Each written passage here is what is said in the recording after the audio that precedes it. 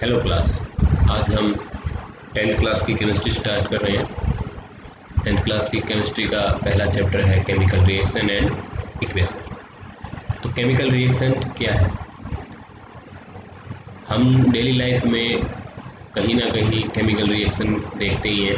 जैसे कि जो हमारा दूध है वो हम रूम टेम्परेचर पे छोड़ देते हैं तो वो खट्टा हो जाता है, फट जाता है। जो हमारा फूड है वो कुक हो रहा है, ये भी एक केमिकल रिएक्शन है। जो हम फूड खा रहे हैं वो डाइजेस्ट हो रहा है हमारी बॉडी में, ये भी एक केमिकल रिएक्शन है। जो हम ब्रीथ कर रहे हैं रेस्पिरेशन से, वो भी क्या है? केमिकल रिएक्शन है। तो आप समझ गए होंगे कि केमिकल रिएक्शन हम डेली लाइफ में हर जगह कहीं ना कहीं कोई ना कोई केमिकल रिएक्शन देख रहे हैं। जैसे कि रस्टिंग ऑफ आयरन है, वो भी एक केमिकल रिएक्शन ही है। और बहुत सारी ऐसी रिएक्शन है डेली लाइफ में होने वाली बहुत सी ऐसी चीज़ें हैं जो कि केमिकल रिएक्शन ही है। जैसे कि दूध का दही में जम जाना, वो भी एक केमिकल रिएक्शन है। जो लैक्टोबैसिलस बैक्टीरिया होता है उसकी वजह से होता है। तो बेसिकली केमिकल रिएक्शन क्या है? केमिकल रिएक्शन एक प्रोसेस है जिसमें एक न्यू सब्सटेंस फॉर्म होता है with a new chemical properties के साथ। जहाँ पे आप मिल्क देख लीजिए, मिल्क खट्टा हो गया, उसकी जो प्रॉपर्टीज़ थी वो बदल गई। पहले वो अगर हम उसकी चाय बनाते तो फटता नहीं, लेकिन अब फट जाएगा, तो उसकी न्यू केमिकल प्रॉपर्टीज़ उसके अंदर आ गई है। ठीक है, ये सब क्या है? ये केमिकल रिएक्शन ही है। ठीक है, तो केमिकल रिएक्शन बेसिकली क्या है? Chemical reaction are the process in which new substance is form with new properties. ठीक है, तो बेसिकली केमिकल रिएक्शन में क्या होता है? जो ओल्ड बॉन्ड होते हैं कंपाउंड्स के बीच, वो न्यू बॉन्ड्स में बन जाते हैं। ओल्ड बॉन्ड टूट जाएंगे और न्यू बॉन्ड बन जाएंगे। ठीक है, chemical reaction involve breaking of old chemical bonds which exist between the atom of the reacting substance and making new chemical bond between the arrangement of atom of new substance। Basically old bond बनकर old bond टूटकर new bond बन रहे हैं। तो इसका मतलब ये नहीं है कि जो एक केमिकल रिएक्शन में जब हम एक एलिमेंट लेके चल रहे हैं वो एलिमेंट दूसरे में कन्वर्ट हो रहा है। नहीं, ये नहीं है कि हमने यहाँ पे कार्बन लिया और कार्बन चेंज होकर नाइट्रोजन बन गया। नहीं, ऐसा नहीं होगा। बेसिकली ये बॉन्ड बना लेगा। जैसे कि CO2 के साथ हम कार्बन और ऑक्सीजन एक साथ टुगेदर बाउंड होके CO2 बना लेंगे। ठीक है, तो बेसिकली वो बाउंड हो रहे हैं। ये नहीं है कि यहाँ से कार्बन ऑक्सीजन में चेंज हो रहा है या सीधा कार्बन CO2 में चेंज हो रहा है। नहीं, कार्बन इसके साथ रिएक्ट करके इसके और कार्बन और ऑक्सीजन के साथ बॉन्ड बनाकर एक नया सब्सटेंस बना रहा है जिसका नाम है CO2। ठीक है, हम ऐसे ही एक एग्जांपल ले लेते हैं मैग्नीशियम का। Magnesium Mg। मैग्नीशियम रिबन को जब हम in presence of air burn करेंगे तो क्या होगा, क्या रिएक्शन होगी? देखिए, एयर में क्या है? ऑक्सीजन। तो मैग्नीशियम एयर के ऑक्सीजन के साथ रिएक्ट करेगा। रिएक्ट करने के बाद हमें क्या मिलेगा? Magnesium oxide MgO। इसको बेसिकली हम बोलते हैं रिएक्टेंट, इसको हम बोलते हैं product. Reactant change into product. तो बेसिकली केमिकल रिएक्शन में क्या हो रहा है? रिएक्टेंट है वो प्रोडक्ट में चेंज हो रहा है। जैसे यहाँ पे दो रिएक्टेंट हैं, दो से ज़्यादा भी हो सकते हैं, दो से कम भी हो सकते हैं। कंपलसरी नहीं है कि दो ही रिएक्टेंट रहेंगे। चलो अब यहाँ देखते हैं हमारे पास यहाँ पे MgO आ गया।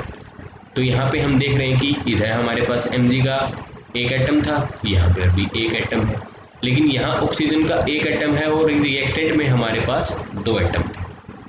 तो यहाँ से ये एक एटम वहाँ पहुँचा। लेकिन एक्चुअली क्या होता है? केमिकल रिएक्शन के दौरान ना तो नए एटम बनेंगे और ना ही टूटेंगे।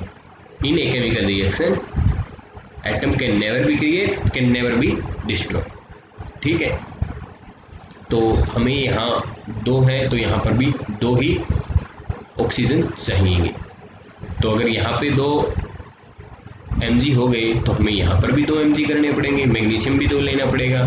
तो ये हो गई एक केमिकल इक्वेशन का बैलेंस करना। केमिकल रिएक्शन क्या थी कि भाई मैग्नीशियम रिबन है वो बर्न हो रहा है इन प्रेजेंस ऑफ एयर, और ये क्या है Mg + O2 = MgO, ये है केमिकल इक्वेशन।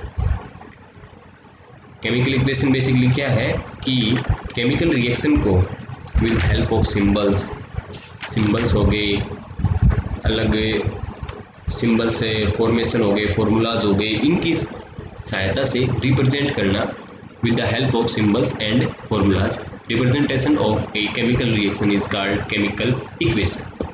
ठीक है, केमिकल रिएक्शन को हम हिंदी में बोलते हैं रासायनिक अभिक्रिया। ठीक है, रासायनिक अभिक्रिया, और केमिकल इक्वेशन को बोलते हैं रासायनिक समीकरण।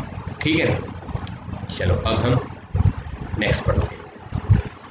तो यहाँ हमने मैग्नीशियम रिबन को बर्न किया है in presence of air. Magnesium ribbon को बर्न करने से पहले हमें उसको एक बार अच्छे से सैंड पेपर से क्लीन करना होता है। ऐसा क्यों? एक्चुअली ये क्वेश्चन भी है कि why magnesium ribbon clean before burning in air. क्या होता है कि जो मैग्नीशियम होता है वो आउटर मोस्ट जो ऑक्सीजन होगी, जो एयर होगी, उसके साथ रिएक्ट करके, कार्बन डाइऑक्साइड होगी, CO2 होगी, उसके साथ रिएक्ट करके कुछ बॉन्ड बना लेता है, मैग्नीशियम कार्बोनेट बना लेता है।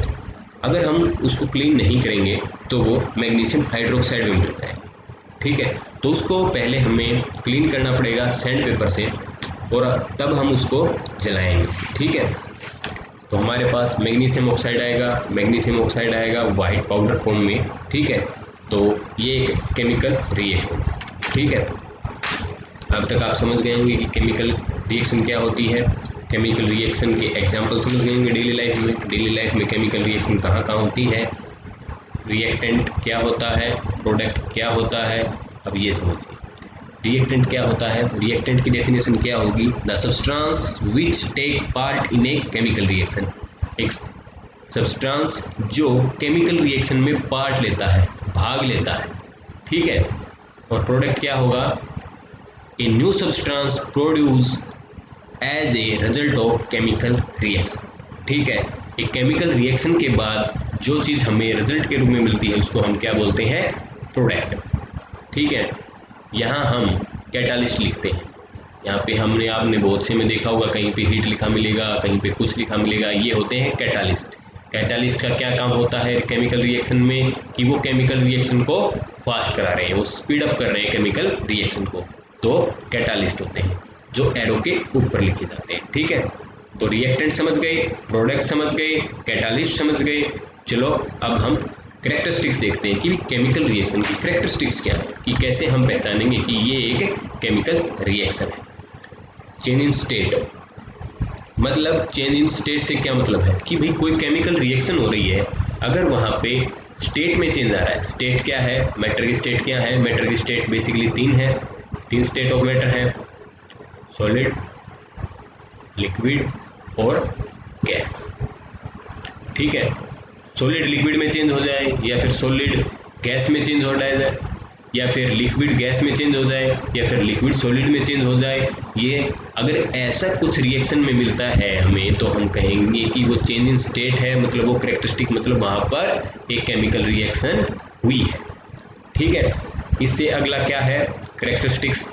Change in colour. Change in colour का क्या है कि किसी केमिकल रिएक्शन में कलर में चेंज हो रहा है। मान लो कि कोई कलर है, कलर सॉल्यूशन है, वो कलरलेस हो जाता है रिएक्शन के बाद, तो वहाँ पे कलर में चेंज हुआ ना, कलर से कलर लेस हो गया। या फिर ग्रीन से ऑरेंज हो जाए, या फिर ऑरेंज से ग्रीन हो जाए, तो ऐसा जहाँ पे होगा वहाँ पर भी हम क्या मानेंगे कि एक केमिकल रिएक्शन हैपन हुई है।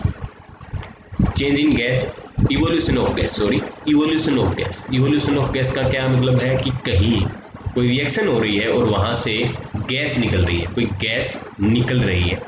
ठीक है, उसको हम बोलेंगे कि वहाँ पर भी कोई केमिकल रिएक्शन हुई। Change in temperature, change in temperature से क्या मतलब है कि हमारे पास कोई रिएक्शन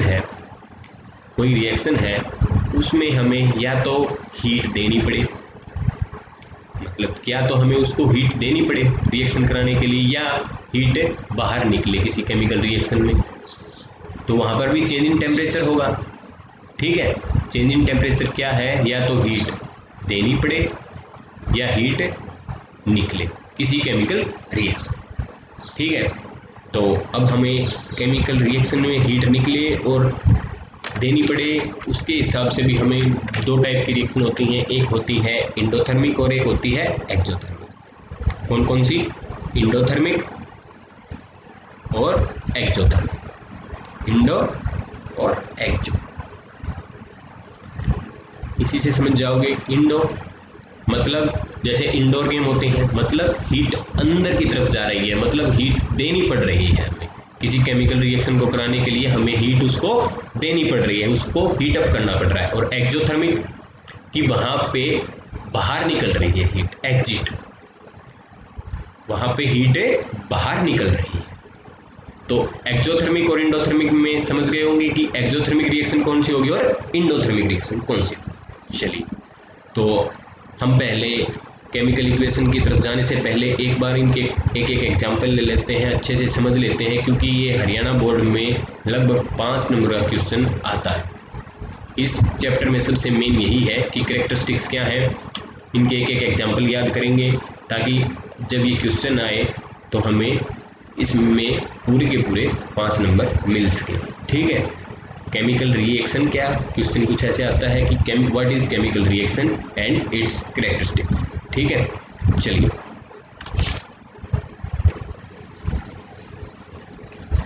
तो सबसे पहले हम पढ़ते हैं evolution of gas. Evolution of gas क्या है?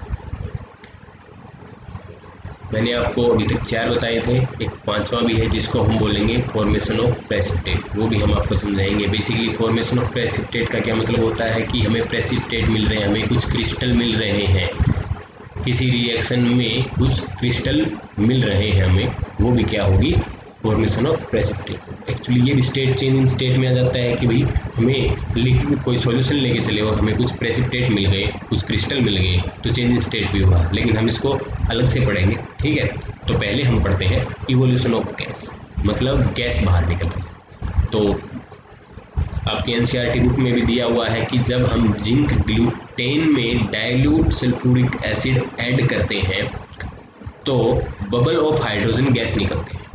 ठीक है, रिएक्शन कुछ इस तरह से होगी, Zn plus HCl, hydrochloric acid होता है HCl, H2SO4 होता है सल्फ्यूरिक एसिड। ठीक है,